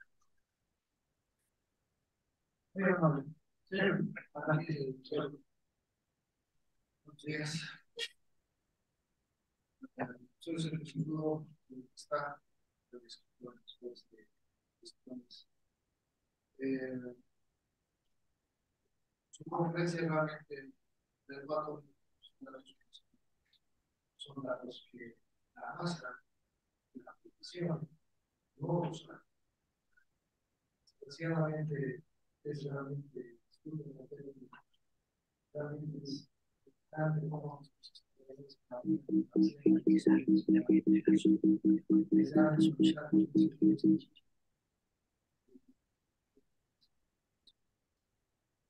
Hola, hola, buenos días. Quisiera participar, soy el coronel Guinness Romero. Realmente es un dolor tremendo esta vez. Cuando yo estaba en la universidad, uno de mis maestros, que era también de la sacó un libro muy polémico, hasta inclusive hasta ahora los militares dicen, ¿quién es este para escribir sobre periodismo que era general me gusta? ¿No? Que fue comunicador social, simple, ¿no? Muchos militares se cuestionaban, ¿qué sabes de servicio? ¿Qué es? Pero con la información que dio, me pagó las veces decía que Félix Esquivel se incluyó como ganadero para hacer la avanzada de Chaco, ¿no? Entonces, él decía, inclusive decía que para justamente coincidir con los años, ¿no? Más o menos antes del inicio del siglo, ¿no? Yo creo que conferencias temáticas como estas quedan pocas, quedan pocas. Su trabajo se va a dividir mañana pasado. Si usted no saca la publicación, van a hacer una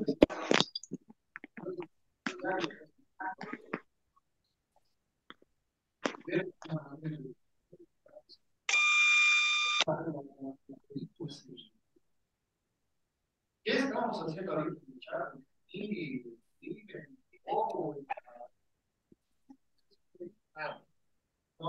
Y para terminar, para no cansarnos, Yo creo que si ellos han podido hacer eso, pero nosotros también, digamos, en un puente, ¿no? En un puente, encontrar una explotación sana, justa, además. Ahora que, digamos, ya con los chinos, ya sea el Bolivia de Candelaria, ¿no? Entonces yo creo que eso es posible. Yo lo felicito, pero yo creo que, pero ¿en qué vienen las cosas? Mañana, ¿en qué queda su institución? Yo creo que deberían ver ese tema al mismo nivel de las escuelas profesionales. Empezar a hacer un convenio con los grandes institutos para este tema, para publicarlo, porque la gente no sabe, recién la gente está empezando a saber. Con las investigaciones que en algún momento yo hice, justamente aquí con el historiador de la UNAM, de las facilitó algunos datos y por eso es una de las cosas, ¿no? Justamente relacionadas con esto que se ha realizado, donde se aclaran estas cosas, se habla de eso. No se habla de lo que se ha ganado el Charo, el Boca, todos esos sectores. Pero bueno, son cosas que quedan ahí, una de las necesidades. Ojalá podamos ver significadas su investigación. Gracias. Gracias por los comentarios. Me obligan a dormir menos y a trabajar más. Es un honor estar frente a tan distinguidos. Si Dios quiere, y estamos imbuidos de mucha fuerza, ya para septiembre se va a hacer la publicación del libro. Ya estoy con un 90% de avance. Quiero recordar algo que dijo Bernardino Bilbao Rioja cuando preguntó: ¿de qué aprendemos más en nuestra vida? De muchos errores, de nuestros aciertos, y muchos, casi su generalidad dijo, de muchos errores. Y es igual que cambiar de mentalidad. Ningún país, ninguna cultura en el mundo habla de sus desaciertos, de sus fracasos, de sus errores, si quiere lograr unidad nacional, si quiere lograr orgullo nacional, si quiere lograr la cohesión de su país. Si queremos lograr la cohesión de Bolivia, el orgullo nacional, hablaremos de victorias, hablaremos de triunfos, hablaremos de éxitos, porque eso levanta nuestra autoestima, nuestra motivación, porque los éxitos, las victorias, los aciertos, es la suma de haber superado todos esos errores. Los errores, recordar los errores, va a ser una oportunidad. Sí, vamos a reflexionar, pero ya ahora aprenderemos de victorias, de triunfos, de éxitos, porque eso nos va a hacer más fortalecidos, más fuertes y más unidos. Gracias.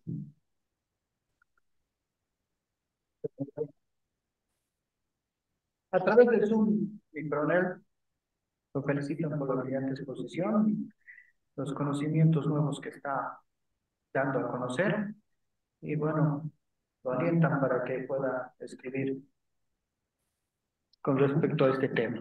Por otro lado, tengo algunas preguntas, voy a ser muy sucinto, una que creo que es muy interesante.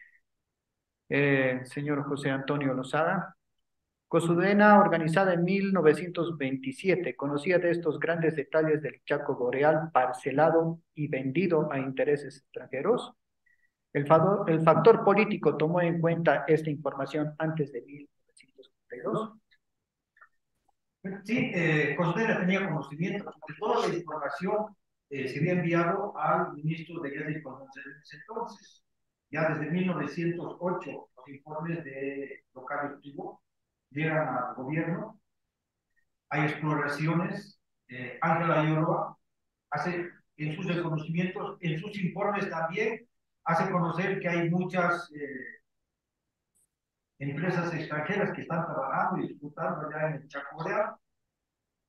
Ese fue uno de los motivos por el cual asesora Cosudena al gobierno y dice: no es momento para un conflicto y hay que extremar todos los recursos para que la solución sea vía pacífica, vía diplomática. ¿Por qué en 1932 llega a ese desenlace? No olvidemos que el proceso para una guerra no es 2, 3, 4, 5 años.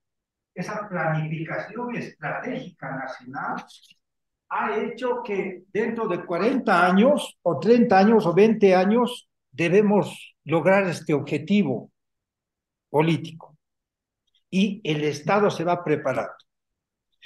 Paraguay debería ocupó el Chaco Boreal a través de la venta de tierras fiscales, pero debía consolidar algo a través de una guerra. Compró armas, nosotros también adquirimos armas a través del contrato Vickers, y la guerra ya iba a ser un hecho. Solo faltaba el detonante y el detonante fue Pitentro. ¿Y por qué se lleva a ese conflicto? Decisión política. Salamanca, ya en su función de diputado senador, hablaba de que se debería hacer un conflicto. La única forma de recuperar el Chaco Boreal es a través de la guerra, con toda la información y la responsabilidad política, porque había un compromiso ante el pueblo boliviano enardecido pide que se vaya a la guerra, pero es la decisión del gobierno, de su Congreso, de orientar, de informar de que la mejor manera de solucionar un conflicto es a través.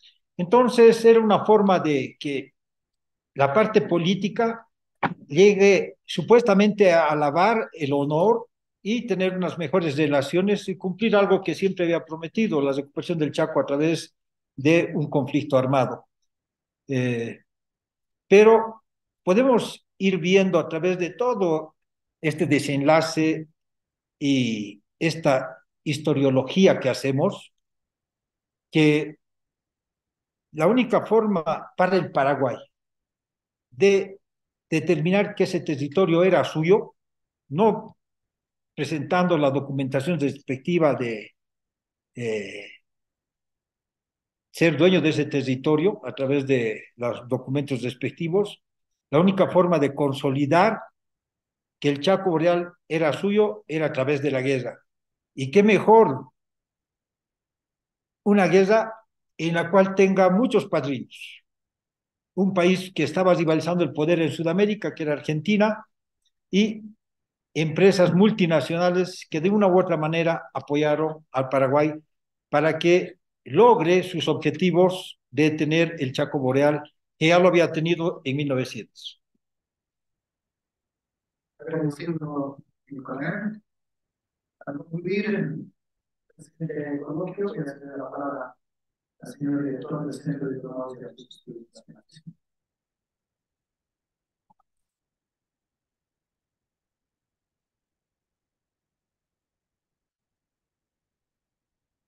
Muchas gracias, almirante Álvarez.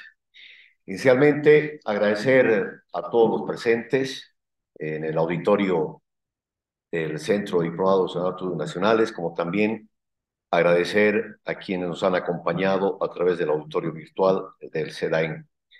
Evidentemente, con el Pacheco, su exposición ha sido muy brillante y no esperábamos, ¿no?, esa calidad y sobre todo el nivel que obviamente usted nos ha presentado el día de hoy, porque sabíamos de su conocimiento, su experiencia en el tema. Y obviamente aclarar a quienes están presentes por primera vez en nuestras oficinas del SEDAEN, es una primera sesión de este tipo de conferencias que se ha denominado recuperando la memoria histórica, que es el propósito, y también fortalecer el espíritu guerrero del soldado boliviano durante la campaña de guerra del Chaco. Esta primera sesión, obviamente, estaba relacionado al análisis geopolítico de todos los antecedentes previos que ustedes han escuchado a través de la investigación realizada por un excelente oficial, académico de número de nuestra Academia de Historia Militar, además de que experto en temas de carácter geoestratégico y geopolítico, para que posteriormente, el próximo jueves, podamos llevar adelante el análisis específicamente estratégico e histórico de la conducción de la campaña de guerra del Chaco. No vamos a ingresar a temas de carácter táctico, pero sí a un análisis que lo va a llevar adelante otro excelente expositor, historiador, investigador, como es el general Luis Fernando Sánchez. Entonces, aprovecho la oportunidad para invitarlos a la segunda sesión que específicamente realizará el análisis de la conducción de la guerra del Chaco. Es evidente lo que usted decía, de que esto se tiene que hacer conocer a la opinión pública y al pueblo boliviano en general, porque existen criterios sesgados, ¿no? En sentido de que Bolivia, ¿no? O el ejército perdió en el Chaco, que la falta de preparación de el ejército, las malas condiciones en las cuales tuvo que afrontar la guerra del Chaco y un sinfín de criterios, de conceptos, ¿no? Como leía en los comentarios del chat, ¿no? De otros historiadores, ¿no? Hacían mención al expresidente Carlos de Mesa, quien, obviamente, en su libro sobre historia de Bolivia, hace mención, ¿no? A cosas que realmente hoy ha aclarado el coronel Pacheco, que muestra claramente de que Bolivia se enfrentó a un conglomerado de enemigos, más allá de también enfrentarse el ejército boliviano y Bolivia a través de sus hombres a la naturaleza, porque ese fue otro enemigo al cual tuvo que afrontar particularmente aspectos de la movilización que se llevó adelante durante la guerra del Chaco y el grueso del efectivo, en su mayoría, no el 100%, pero el grueso, era de soldados oriundos del occidente. Entonces, muchas gracias, coronel Pacheco, a nombre del Centro de Diplomados en Estudios Nacionales.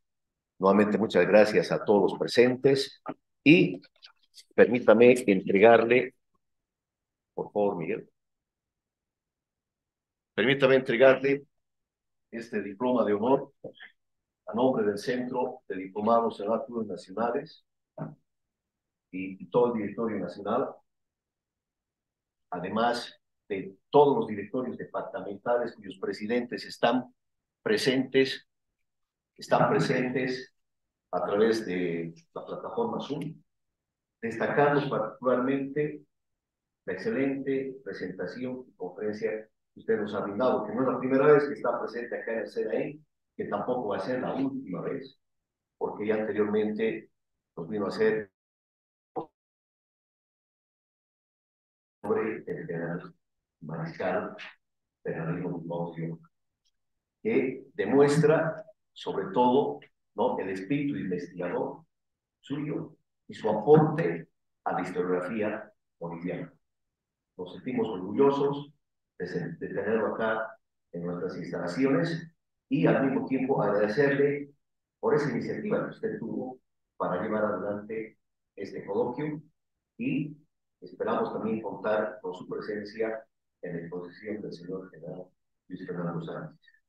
Nuevamente, mil felicidades por la brillante conducción y difusión del coloquio denominado Filosofía de la Planificación Estratégica de la Defensa a nivel nacional, específicamente sobre el tema análisis estratégico de los antecedentes geopolíticos previos a la guerra de Chaco.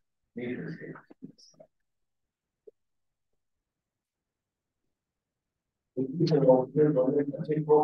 Las palabras del exterior.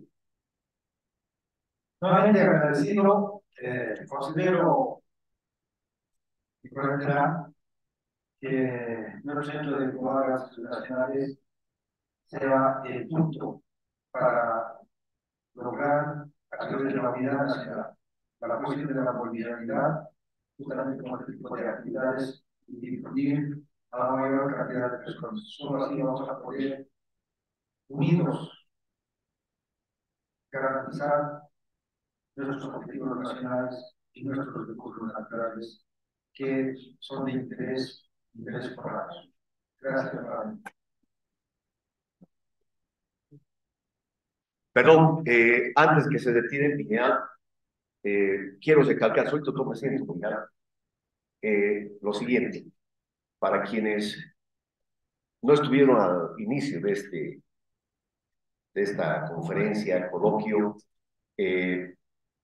explicaba de que uno de los propósitos por los cuales nos hemos reunido en el Centro de Diplomados Nacionales es el de reflexionar particularmente no sobre hechos pasados y que nos quedemos en el pasado, sino que lo que ha sucedido en el pasado nos permita retrotraer al presente y sobre eso proyectar el futuro, ¿no? Y el anterior coloquio fue llevado adelante por usted, mi general Genio, que por motivos de fuerza mayor tuvimos que suspender la cuarta sesión sobre filosofía de la planificación estratégica de la defensa nacional.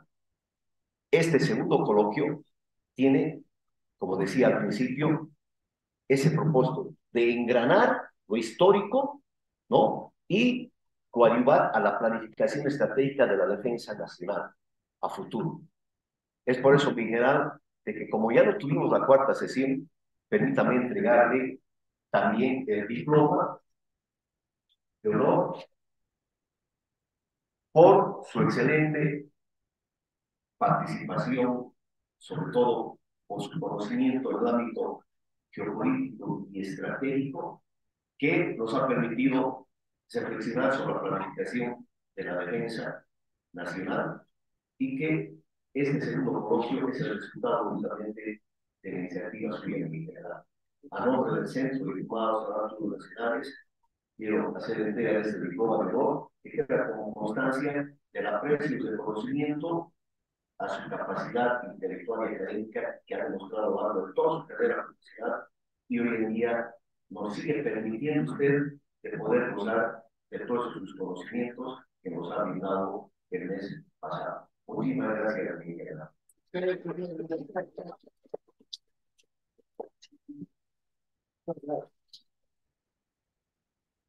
A tiempo de finalizar el presente coloquio, la primera sesión del presente coloquio, nuevamente les agradecemos por su presencia y les invitamos a servicio de refrigerio, por favor, que se encuentra en la sala contigua. Muchísimas gracias y será hasta el próximo jueves a la misma hora.